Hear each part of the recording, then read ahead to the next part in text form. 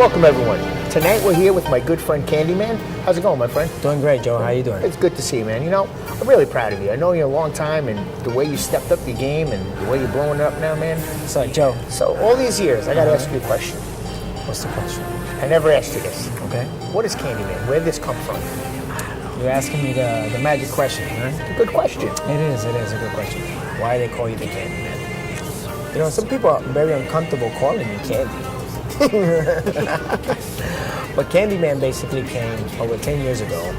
A special lady gave me that name, Candyman, and basically became an identity to me.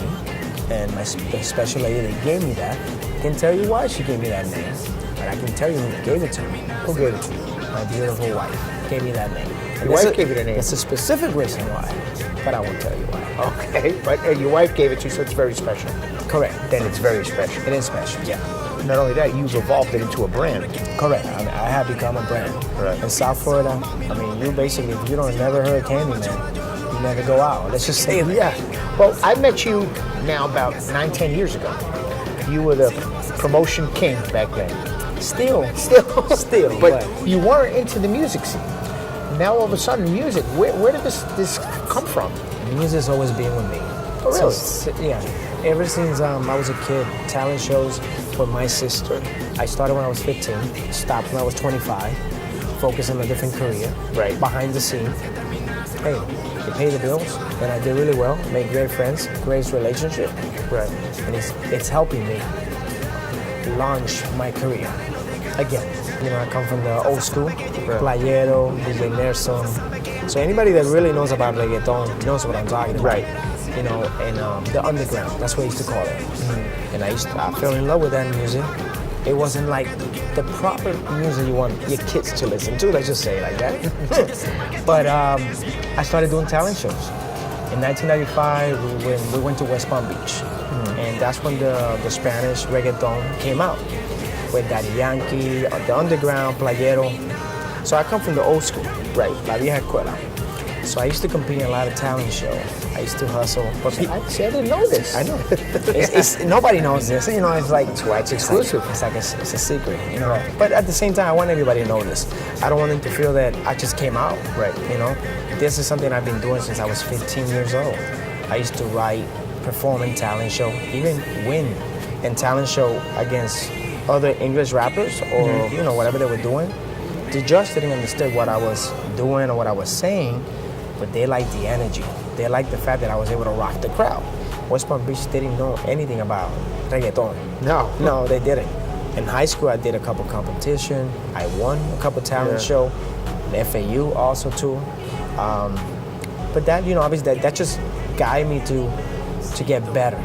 So it's been in your background. It's always been. Not one day you just said I'm going to be a musician. No, it's been in your background. Yeah, like most people think, oh, this guy's just coming out of nowhere. Yeah. No. Music, you have to have an identity of what you do. You have to have a certain flow, because I know when someone can sing or rap, right, or just somebody's just mumbling, you know, and just. But true talent, you can tell right away. It's always been in my blood. So I was rolling, I was doing it, but at the same time, I was working a 9-to-5 job. And I was funding myself. And funding myself means that if you don't have any help for unsigned artists, it's extremely hard. It's extremely hard. You don't have the connection. It's tough in any kind of business if you don't have the right funding. Right. Yeah. So I can imagine what being an artist, how it is.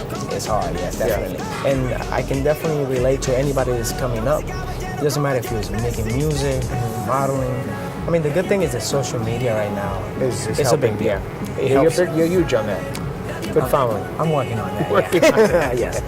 And a great team. Right. Because it can go from great to bad if you have a bad team.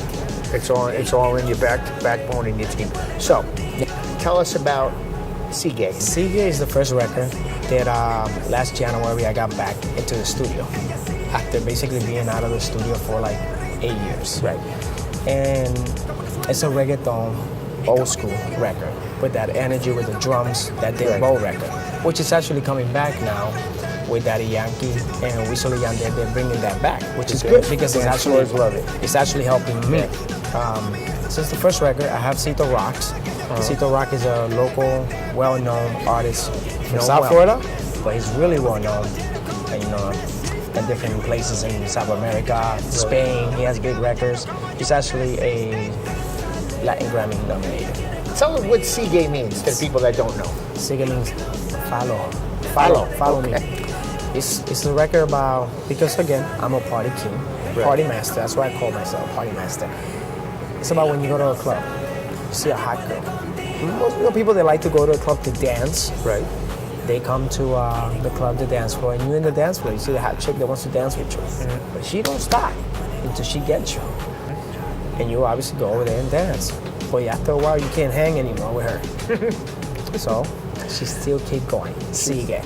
She won't give up. So Sigue came out. Yes. And like 4 weeks later, you came out with another one. Another blockbuster. One of my favorites, Nene Malo. Emalo. Tell us about this one. It's The Bad Boy, which is a record that a lot of people, they heard it. They wondered, when's it coming out? When's it coming out? But everything's about timing. I have a plan how I'm doing my strategy. You give them a little at a time. I'm gonna hit you hard when I come out. Yeah. And I just came out.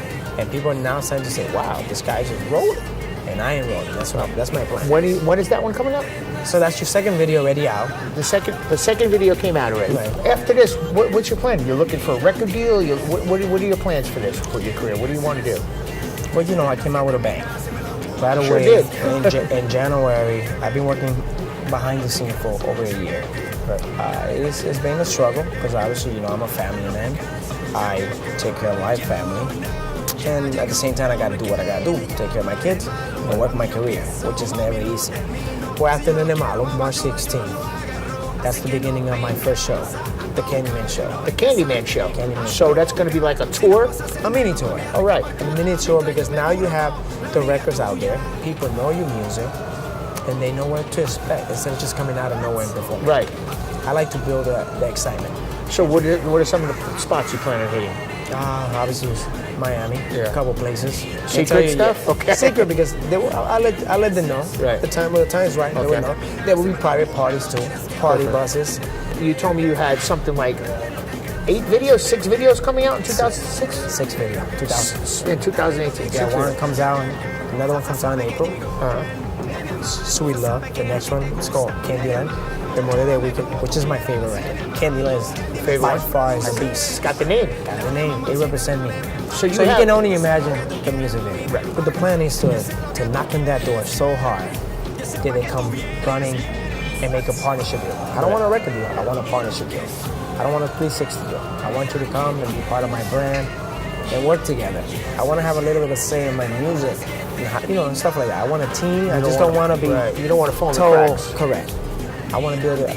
That's why I'm doing it myself right now until I find the right team behind it. Record labels these days don't sign people just to sign people. They sign people even if they don't have any talent, then they can be marketable. It's all marketing. It's brand. They put some on the shelf. They this- push them when they want. Yeah, we know how that goes. If I get signed and I get put on the shelf, that means I'm stuck. I have no way to move my music. Right. I gotta have some say. It looks like you found the right team. You guys are knocking it pretty hard. So we have Candyman, the mega promoter, Right. the guy that I know, man. 10 We years, have Candyman, the artist. Right. Tell us about Candyman, the family man. Candy in the family. Yes. Got 2 candy boys. 2 candy boys, okay. 2 boys. One is 5, Armani. Yeah. And I got another one, Roman, which is 16 months. 16 months. My 2 boys. Amazing. And I have a beautiful wife that I've been married for 10 years. That's very important to have the home support and the friend support, and everything going with you. So, you know what they say? Happy wife, happy life. This is true. So we how does everybody find your music? How do we look? How do we find you? Social media, obviously, at Candyman. At Candyman. Okay, so we can find all your music there. How simple is that? Right. At Candyman. See, I told you, I am the real Candyman. All right, my man. I think we covered everything, and congratulations to you, and look forward to seeing more. Thank you.